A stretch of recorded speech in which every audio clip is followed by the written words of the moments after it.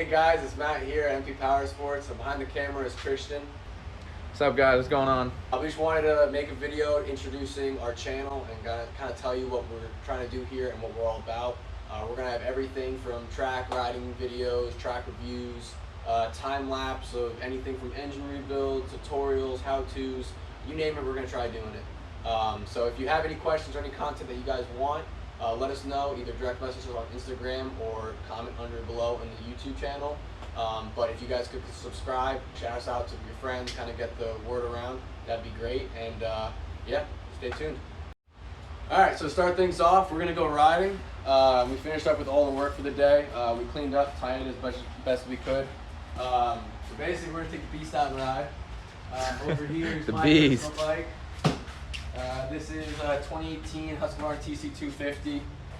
She's not looking the prettiest right now. I didn't clean her the best, but she's mint. So yeah, we're gonna go hit the track. I think we're going to Moto 40 today. Yep. The conditions should be mint, and we'll kind of keep you guys along of us driving there and gearing up, and we'll catch you then. Cool. All right. See you guys soon.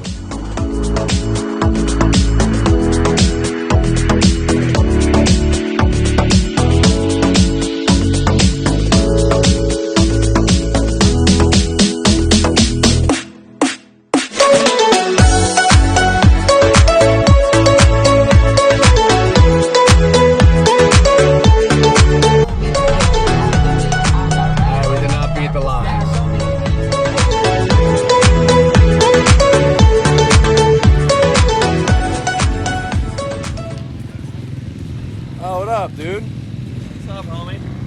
I think you brought the wrong vehicle, man. I'm waiting for them to water it, bro. Can you start it in slides? I don't know. Okay. Alright, well, let's load up and go.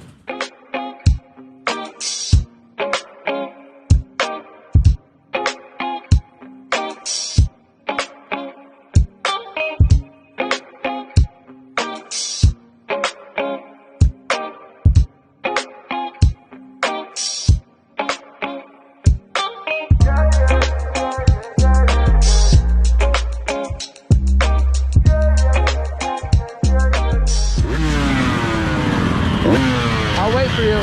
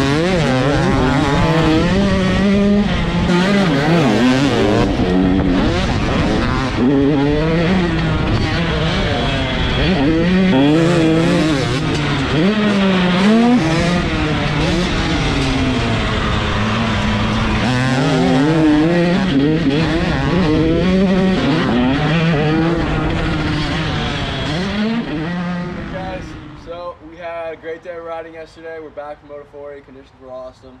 So basically, we're back to work. Let's go down to shop and see what we have in store. All right, let's check it out.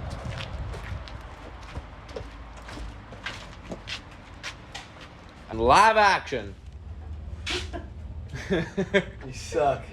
We're just getting the music set up, getting the vibes just right. Just right. Alright, so we cleaned everything because cleanliness is key with suspension. I don't know if you can see the crosshairs in this. They call it hatching. Almost like honing a cylinder. I don't think you're going to pick it up on the phone. Nah. And you're doing a terrible job of showing it. Sorry, we have a slow photographer. You're not going to get it. It's called hatching. It gets little crosshairs in it. Jesus Christ. Basically, so it allows a little more lubrication going up and down, so it's a little less friction. So right now it's just basically reassembly. Obviously, we cleaned everything before putting it on because, again, cleanliness is key for suspension. We don't need to remove this off. This one has, I don't know if you can see some scoring on it. Oh, you can see it. Yeah, there's some scoring and there's some wear and there's some grit and corrosion in there. That one is brand new. Everything brand new, O-ring, dust seal. There's also bushing in there. The bushing in there is brand new too, so shout out to Tusk for that. They really help everybody out. This Tusk, again, has a really cool tool. There's this that reduces any risk of catching an edge right here because it is pretty sharp. That'll ruin your oil seal or duster seal. So basically that's all you do. You put that there, and obviously grease up the seal before putting on. We use Race Tech, just some of the best products.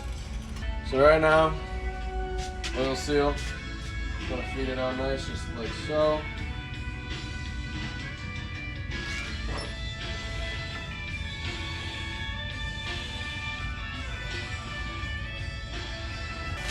Obviously make sure you have it in the right way. Upside down makes no sense. The dust seal always faces the outside, so this is technically the outside of the seal. So the shock was here, this is the bottom, this is the top of the shock, this is facing the outside. If you forget, take pictures when you're removing it, or just look at a diagram, or just, be smart. Just be smart. Alright, so this is actually, have you ever heard of valving in suspension? This is it. There's a bunch of washers and shims that touch each other. So an easy trick, you just put a screwdriver in this hole right here and feed everything off so you don't lose which direction they go in, what order they go in. Just a little trick. Drop her on. Well, you gotta know because there's all different shim sizes, but they're not all gonna drop on easy. You have to move them around. It's gonna be a little bit of a pain because it's just, yeah, there you go. You just gotta work it because all the shims are not lined up. The key is patience, huh? Yeah. Take your time. If you push it and if you try forcing it, it's not gonna work out. And all the Usually shims have to sit flush on each other. So if any of them are not flush, you did something wrong. And then now when it's on here, just for safety precaution, because I'm just anal about stuff, cover the O-ring. And if there's any dust or anything, it'll just gonna let it eat. It'll just clean that up. Let it eat. Wipe her down real good. Look at this. We got the time lapse too. Dude, is your shit foggy? Clean your camera. Sorry guys, if it was foggy the past few minutes because our cameraman forgot his helmet also at home. So now this is your lock nut. It's actually a self-locking nut. You can see those two tabs there, but they still call for red Loctite. We're gonna put a little bit on. You don't need to go crazy, just enough where it's not gonna come loose while the dude's riding. Definitely don't go crazy with red. Yeah, red is permanent. So you don't, not permanent, but it's like permanent type strength. So you don't wanna go crazy. Obviously make sure the threads are clean. Just a little bit, that's all you need. A little bit, and then a little bit on this side. Just wet the whistle a little. Yeah, just spin on it.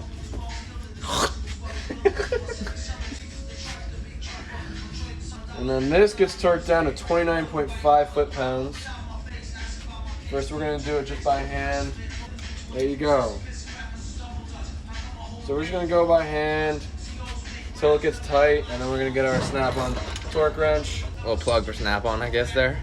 Well, yeah, they love it. And give her the berries quick. Yep. There you go. Now you're all locked down.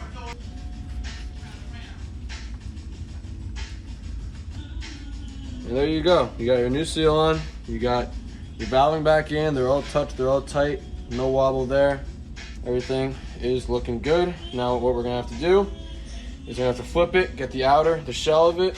We're gonna put it with oil, bleed it, put the snap ring in, and we're gonna fill it up with nitrogen and call it a day. And this shock is on its way home. To its rightful owner, right here. That is it.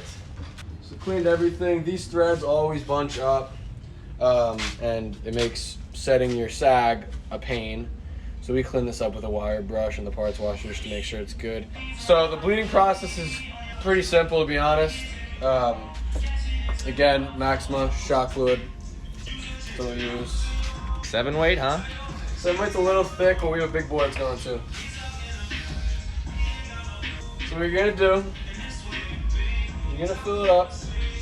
Obviously clean it out and get all the old oil out, but we made that in the other video, so.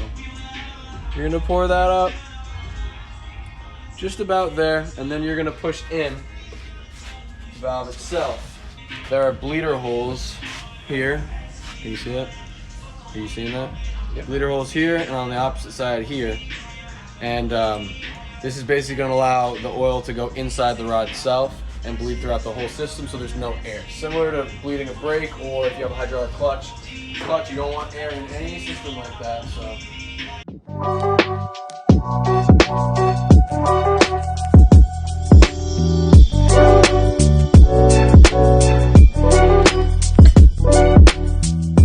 What do we got going today? So we're doing a suspension swap between a 17 and a 15 KTM 450 SXF. Basically, a customer of ours got this bike actually real cheap, and it has the MX Tech, actually E7 with the Huck valve forks. With the, yeah. So basically, he just wants to swap them. So that's really all we're doing. We're gonna tear the bikes down, swap the forks, swap the rear shock, make sure everything fits, obviously, and he'll be on his way. Sounds like a plan. Let's get moving.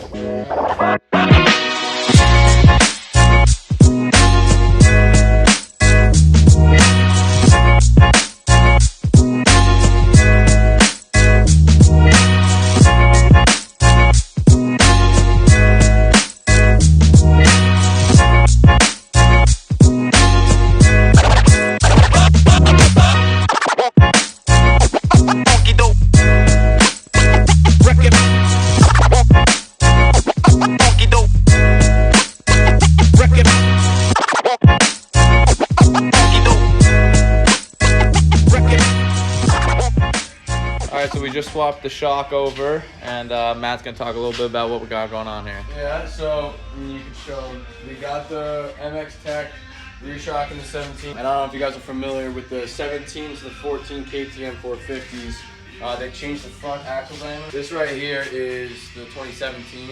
I don't know if you can tell, but it's about a couple millimeters smaller in thickness than this one. Side by side, I mean, you can see this one's for this, and this one is obviously for the 17. We're gonna have to swap the whole front wheels.